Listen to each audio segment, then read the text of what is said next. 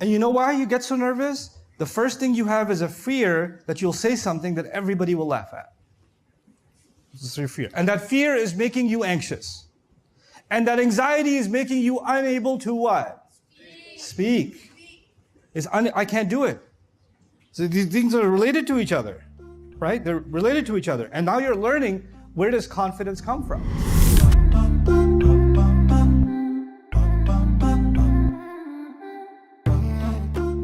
At the end of Quran Week in Melbourne, our beloved Sheikh Bilal Asad came to visit Ustad Nouman, where together they recorded a deeply insightful podcast episode together. Thereafter, Sheikh Bilal invited Ustad Nouman to give a talk for the students at the Australian International Academy in Melbourne. Here's what Ustad shared with the students on that day. He was just walking around and he was really nervous about what had happened. He hadn't told anybody yet. And he saw the same Israelite, the one who was getting beat up. He saw him in some corner getting beat up again by somebody else. And then Musa alayhi salam realized something. Man, this guy, he's shady. He's a crook. He's a thief. And that's why he keeps getting in trouble with the police, right? And this time the guy, and he saw the same person and he's like, you know what? No, I'm going to let the police teach you a lesson this time. I'm not getting involved. I got in enough trouble the last day already. So he doesn't want to help him this time.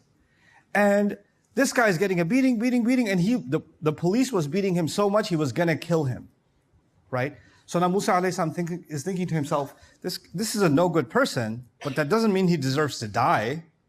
So I should maybe do something. So Allah says, فَلَمَّا أَرَادَ أَنْ يَبْطِشَ بِالَّذِي هُوَ عَدُوٌّ لَهُمَا.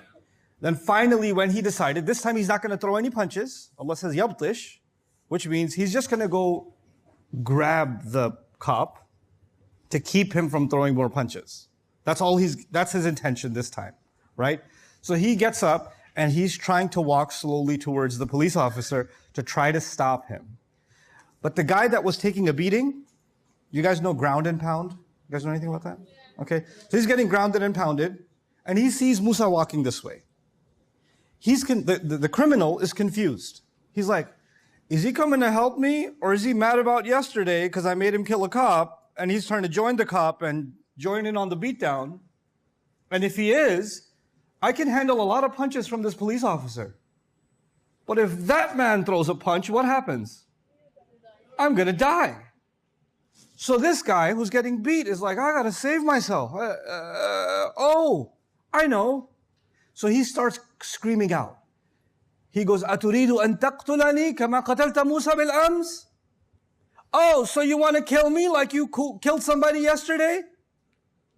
So he called out, because he was the only witness, remember? So now all of a sudden, in front of a crowd, there was a bunch of people out there on the streets, and he called out, you're the one who killed the cop. And he did this because he was trying to save himself. One of the things you might learn from this is, yeah, Muslims should help others. We should. But you should be careful who you associate with and what kind of help you give. Because the kind of help you give might end up getting you in trouble. And depending on the kind of person you help and the kind of help you give, they might not be so loyal to you. They might turn on you the next day and throw you under the bus. So that's what he did to Musa alayhi salam, so he escapes. Right now he's trying to get away from Egypt. And he doesn't know where to go. He has no idea. But somehow he escaped. And by the way, there's another interesting part of the story. Somebody helped him escape. Somebody helped Musa alayhi salam escape. Because he didn't know where to go. And he was hiding and all the cops are looking for him. Now this is an important piece of the story. Who was loved who loved Musa alayhi salam a lot? Fir'aun. And who didn't like him? Remember? The cops didn't like him. The Egyptians didn't like him. So all of a sudden, he's killed one of the cops. So who really wants to kill him right now? The cops want to kill him. But usually, if the cops are looking for a criminal, they arrest the criminal and they bring the criminal to court. Then the criminal has to stand in front of a judge, and the judge looks at the case and then he decides. The only problem with that is, when they arrest Musa and they bring him to court, who's going to be the judge? Fir'aun's going to be the judge. And Fir'aun's going to say, Okay, yeah, no more punches for you, okay? Now go to your room and think about what you did. In other words, he's not going to get in that much trouble. Why? Because Fir'aun loves him too much, right? And the cops know that. They know that if we arrest him and take him back to court, he's just going to get away with it. But the cops come up with a better idea. They're like, the cops had a secret meeting among themselves. And they have this meeting, it's called i'timar in Arabic. They have a meeting among themselves. The police chiefs are like, listen, officially, we're supposed to find him and arrest him. But unofficially, if we find him, we're gonna kill him, and then we'll make it look like an accident. And then we'll come back to Pharaoh and said, I don't know, he just ran off the top of a building. Don't know what happened there. I don't know, he ran into a spear. You must have been slippery that day. Lots of banana peels on the street. Right? So that's what we're gonna do. We're gonna make it look like it was an accident. So they didn't announce this plan. This plan was secret. Now, one of the police officers, one of the police chiefs that was in that secret meeting had his own secret. He was secretly Musa's best friend. So he's in the meeting where they're discussing that they're going to kill Musa, and now he knows that the cops are not going to arrest Musa. They're going to shoot first, ask questions later. That's what they're going to do. So now he's in that meeting, and he knows, because it's his best friend, he kind of knows where Musa would be hiding. Because they know each other. So when Musa alayhi salam is hiding in the city because everybody's looking for him, his friend somehow finds him and says, hey, no. I mean well for you. I'm not here to arrest you. Calm down, because his friend's wearing uniform, right? So he tells him, I'm nasihun amin. I mean well for you. No. I'm not here to arrest you, but listen, innal mala'a ya'tamiruna bika liyaqtuluk. These police chiefs have made a secret meeting and they've made a plan. They're going to kill you. Fakhruj. You have no choice but to leave Egypt. You have no choice but to leave Egypt, right? So now Musa alayhi salam has to escape Egypt. I don't know if you guys play video games? I know I play old people video games like Assassin's Creed. I don't know, have you ever heard of Assassin's Creed? Okay, so in games like Assassin's Creed, you have to hide.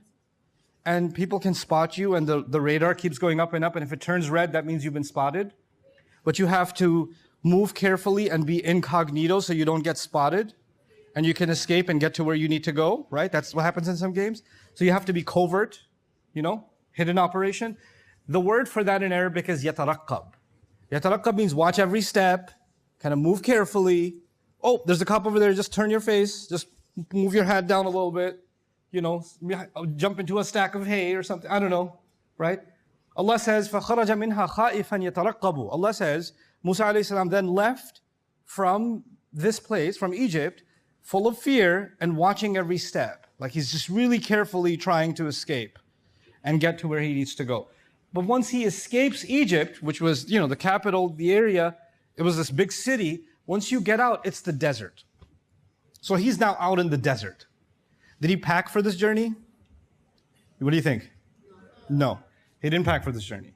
Was he prepared for a journey through the desert? No, okay. Now here's the other thing about the desert. Are there clear roads in the desert so you know exactly where to go? No, you have no idea where to go. In fact, if you walk into the desert, it could be that even if you turn you're not walking in a perfectly straight line, it's slightly bent. Your walk is slightly bent. You might end up making a giant circle and not even know. You wouldn't even know. And if you were supposed to head this way, imagine from here all the way to the end there. If somebody turned just 1 degree off, right?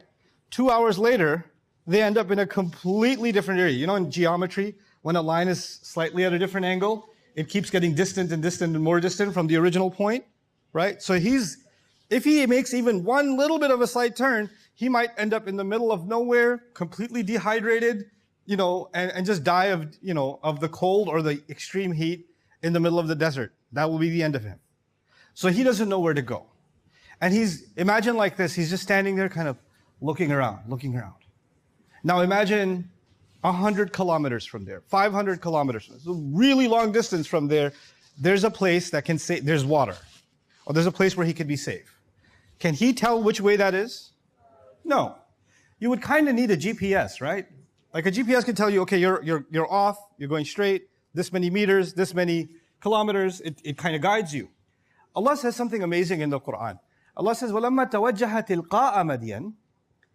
He's turning his face in all these kinds of directions, but when he turned his face in the exact direction of a city called Madian, then he asked Allah, hopefully Allah will guide me to the straight way. And he starts walking. Allah put a feeling in him, this is the way you gotta go. And he starts walking. And he ends up actually by some water, right? So that's how Allah guided him out of that situation. Now, I wanted to share a little bit of that part of the story with you. Then there's another part of the story I wanted to share with you. And that part of the story has to do with after he got married and he forgot all about Egypt. He was really happy that he escaped Egypt. And he knows something about Egypt. The moment he goes back, what's going to happen? They're going to kill him. But now he's okay. He's got a wife. He's got a new life. He's got kids. He's fine. He's got a new life. And he doesn't have to worry about going back anymore. And one day he was traveling with his family, and it so happens, then they got a little bit lost. And it got nighttime. So it's getting really dark. And so he's calming his family down, and he sees up on top of a hill, he can see a fire. And he tells his family, I think there's a fire up there. They couldn't see it. He could see it. So he's like, you guys wait here. I'm going to go see if I can get some, because they couldn't start a fire. Let me see if I can borrow some fire from them, and we can start a fire of our own. And maybe those people know where the nearest town is, right? So maybe I'll find some guidance there, some directions there. أَوْ أَجِدُ عَلَى النَّارِ هُدًى. Maybe I'll find some guidance there. Or لَعَلَّكُمْ تَصْطَلُونَ, so you can get some fire too.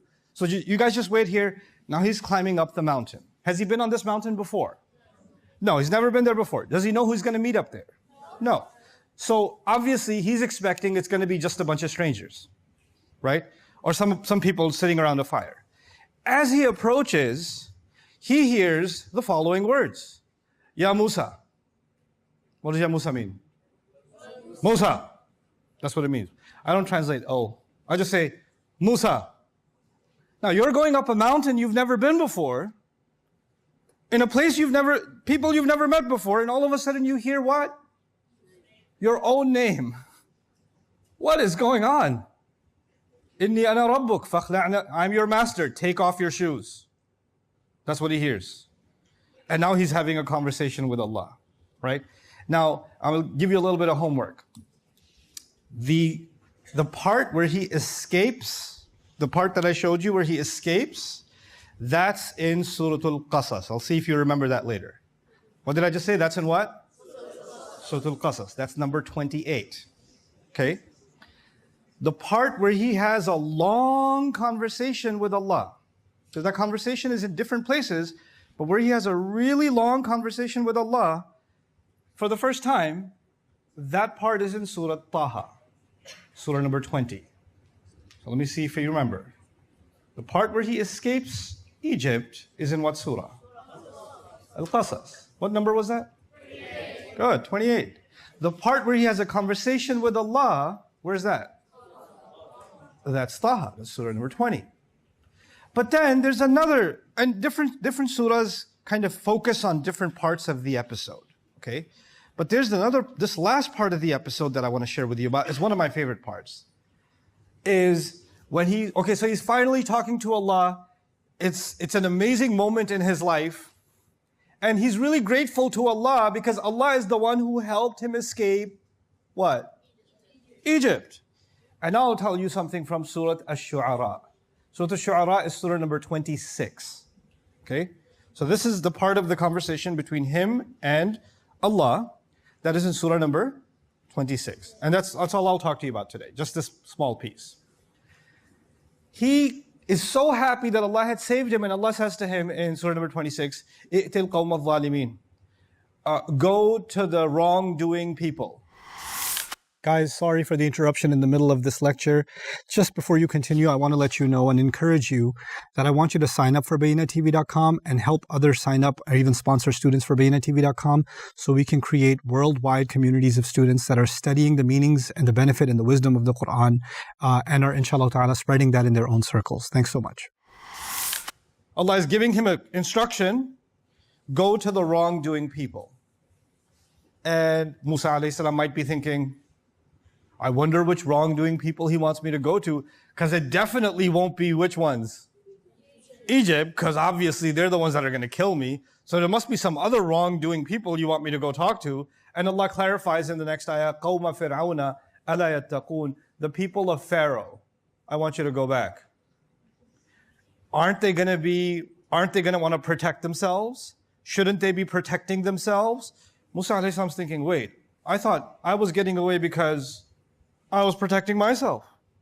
And Allah is saying, you need to go back because those people should be worried that they're not protecting themselves. It's like Allah is saying to him, you're not the one who needs protection. They're the ones in danger. They're the ones who need protection. Because you have Allah on your side, you may have the government of Egypt against you, but they have the government of Allah against them. So they're the ones in trouble. And you need to let them know how much trouble they're in. Okay? So he says, go and talk to these people. Now Musa alayhi salam's immediately thinking, ooh, that's going to be tough. What do you know about prophets? Do you know when Allah tells them to do something, what do? They do it. Very good. You all know that, right? Like Ibrahim alayhi salam, Allah says about him, إِذْ قَالَ لَهُ رَبُّهُ أَسْلِمْ قَالَ أَسْلَمْتُ لِرَبِّ الْعَالَمِينَ. When Allah said to him, surrender, he surrendered. And he told him, slaughter your son, slaughter your son. Jump into a fire, jump into a fire. Take your family in the middle of a desert, take your family in the middle of a desert. No questions asked. When Allah told Musa alayhi salam, go back to Pharaoh, what do we expect Musa alayhi salam to say? Okay, سَمِعْنَا وَأَطَعْنَا. Okay, I hear and I obey. I'm going. That's not what he says. That's not what he says at all. In fact, this is your next bit of an assignment, but before I do, I forgot all about the surahs. When he escaped Egypt, that was Surah Al-Baqarah. No, Baqarah? Al-Imran, very good. Qasas. When he had a long conversation with Allah, that was highlighted in Taha. And the conversation we're learning about now is in... What? Who? What? Did you just make up a surah? What did you just say? Ladies? You can speak too, you know. I believe you have mouths also. You use them a lot with each other. Let's go. Which surah? What are we talking about right now? Shu'ara. Very good. Okay, so now, listen. So, Allah tells him, go back to Pharaoh. Musa alayhi salam is going to say 5 things. He's not going to say one thing. He's going to say 5 things. And none of those 5 things are, yes, here I go, my Rabb. I obey. It's not that. It's 5 things. And I want you to know these 5 things. Number 1, إِنِّي أَخَافُ أَن يُكَذِّبُونَ. I'm really scared that they're going to call me a liar. Number 1, I'm scared they will call me a liar. Number 2, وَيَضِيقُ صَدْرِي. When they call me a liar, I'm going to get anxiety. My chest becomes tight, which basically means I'm going to get anxiety. So number 1, they'll call me a liar. Number 2, I'll get anxiety. Number 3, وَلَا يَنْطَلِقُ لِسَانِي. I won't be able to speak, because when I get anxious, I'm not able to speak. So what was number 1? They'll call me a liar. Number 2, I'll get anxiety. Number 3, I won't be able to speak. فَأَرْسِلْ إِلَى هَارُونَ. I have an idea. Why don't you give this mission to Harun instead? Because I'm not very good at it, because when they call me a liar, I'll get anxiety and I won't be able to speak properly. So my brother's pretty good at speaking. Could you give this to Harun? أَرْسِلْ إِلَى هَارُونَ. And that was how many things now? 4. Here's item number 5, the most interesting. Oh, and by the way, they have a crime on record against me and I'm afraid they'll kill me. What's he talking about? The police and the whole thing that happened, right? 5 things. Let's see if you can remember these 5 things. What was number 1? Show of hands now. Let's see. Ladies. Yes. He couldn't speak? No, that was number 2. I need number 1, all the way in the back. Liar? No, don't call me a liar. I say, hey, and you're like, liar? Okay, fine, they'll call me a liar. Number 2, gentlemen, yes, sir. He's going to have anxiety. Number 3. Yes? He won't be able to talk. Number 4. You're just popping out of your chair. The temperature of your seat just increased. Yes. Yes. Yes. What number was it? Did you just ask your friend what number it was? Okay, tell me.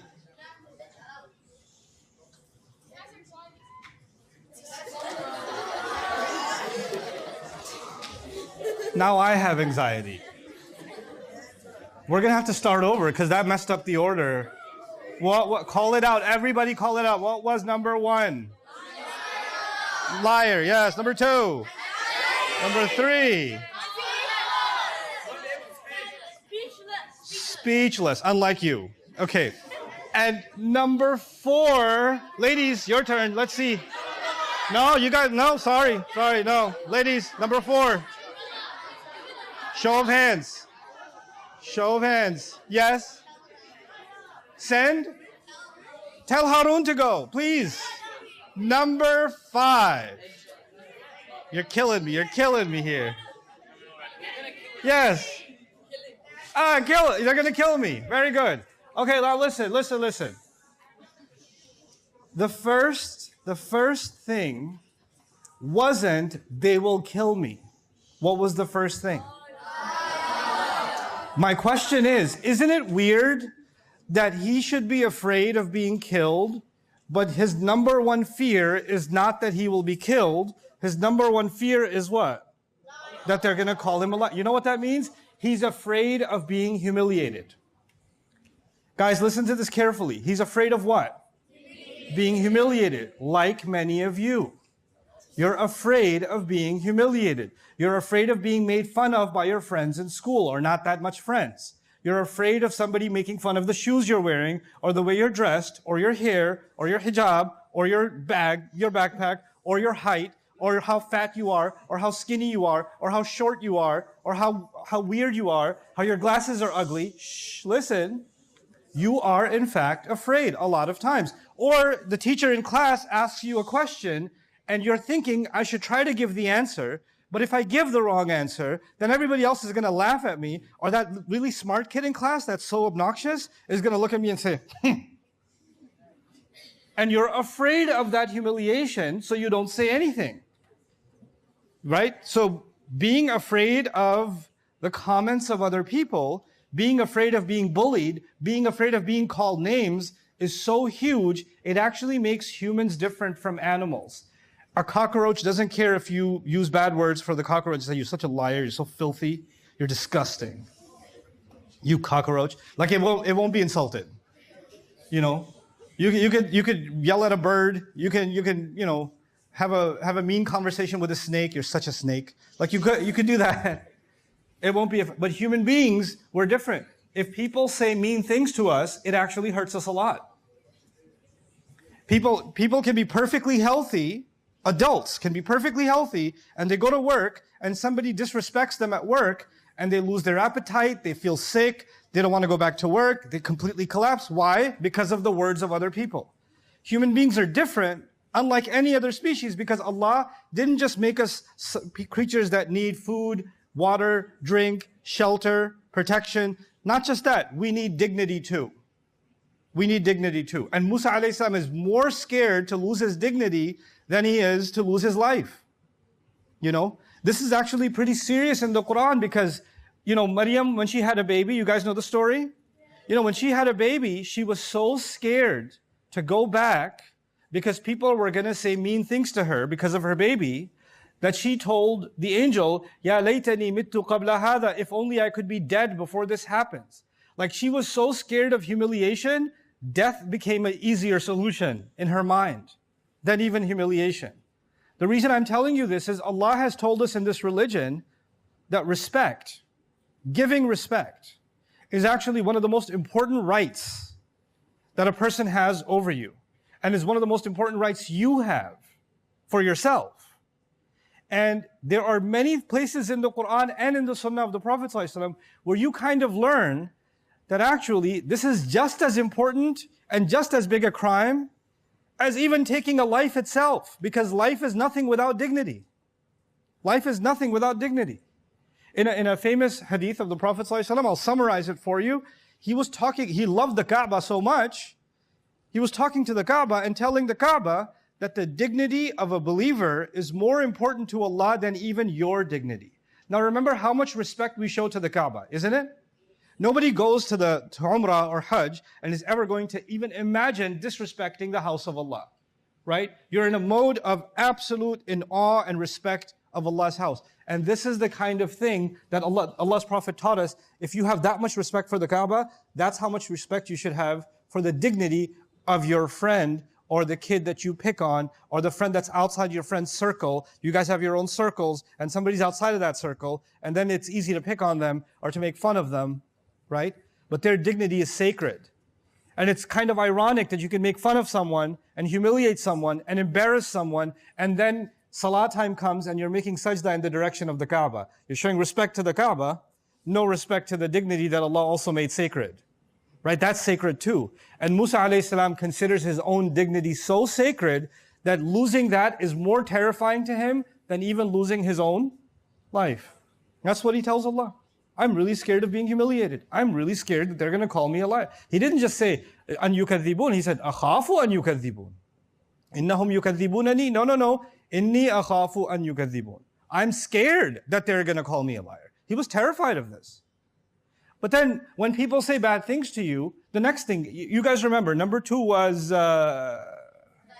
anxiety. Well, what does that mean?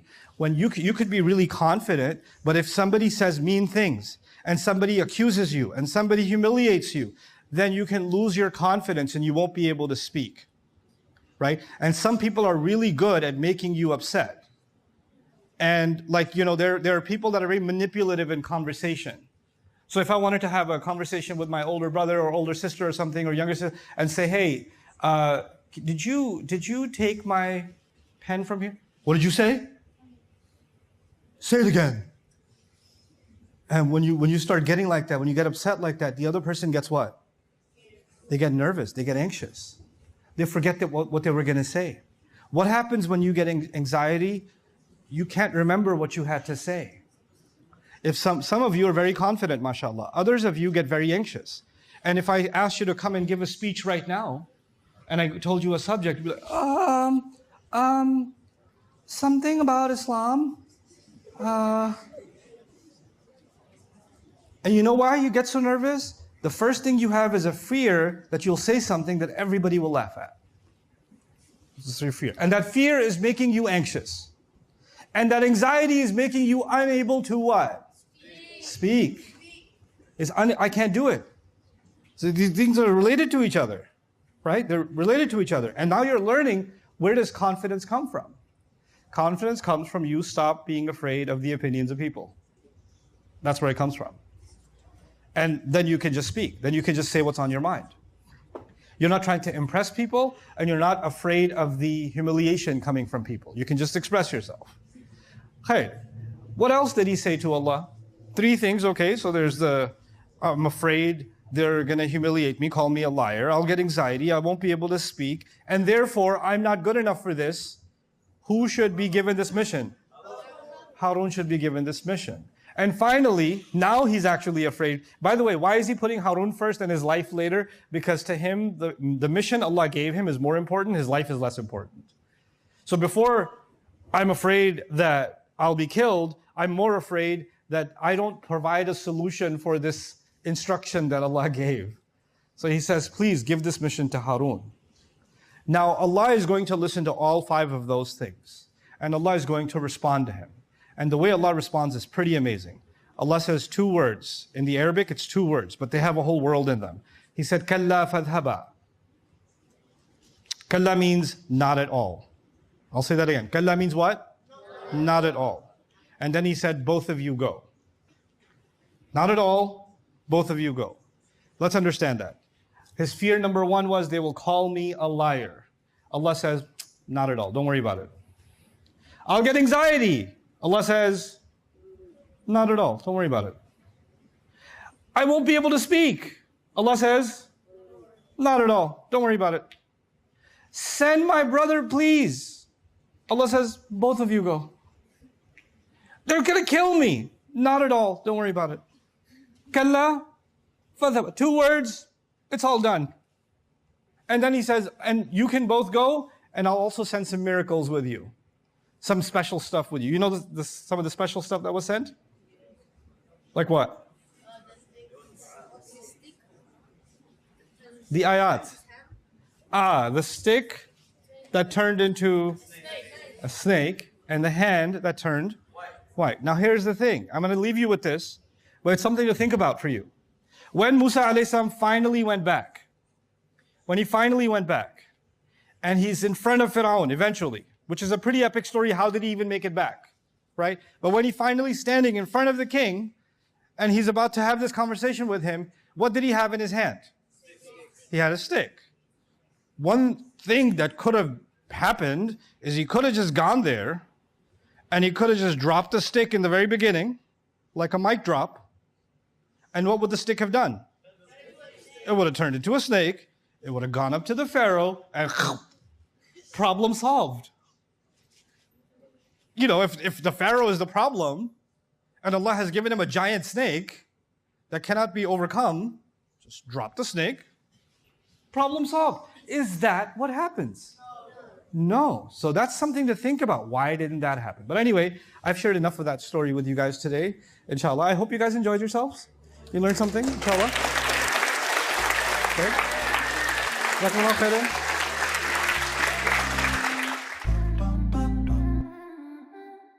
Assalamu alaikum everyone. There are almost 50,000 students around the world that are interested, on top of the students we have, in studying the Quran and its meanings and being able to learn that and share that with family and friends. And they need sponsorships, which is not very expensive. So if you can help sponsor students on Bayyinah TV, please do so and visit our sponsorship page. I appreciate it so much and pray that Allah gives our mission success and we're able to share the meanings of the Quran and the beauty of it the world over.